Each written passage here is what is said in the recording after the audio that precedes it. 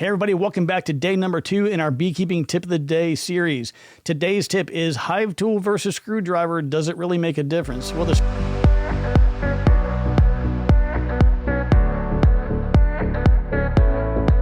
the short answer here is it absolutely does. A flat tip screwdriver has a very narrow head on it typically.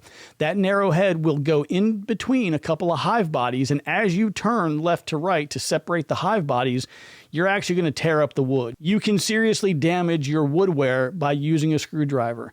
A hive tool has a long, flat surface, and that flat surface is designed for getting in between those two pieces of woodware and being able to kind of wedge left and right and distributing the force across that entire area versus the screwdriver where it's very focused in one area. Now, one thing I would caution you about, hive tools, particularly I've seen this in the ones that come out of China, but hive tools are very sharp, like out of the box when you first get them.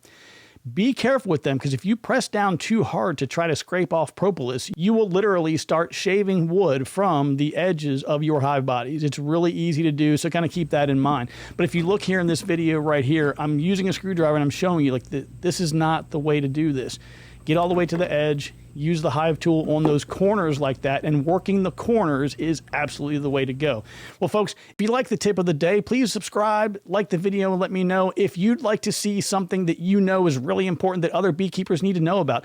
Comment below, and we'll try to squeeze it in here this month. And if you guys really like this and you think it's something that you want to see every day, maybe we'll do it the rest of the year. I don't know. We'll see what happens. But in the meantime, take care, be kind to one another, and remember, I love you, and there's nothing you can do about it. We'll talk to you soon.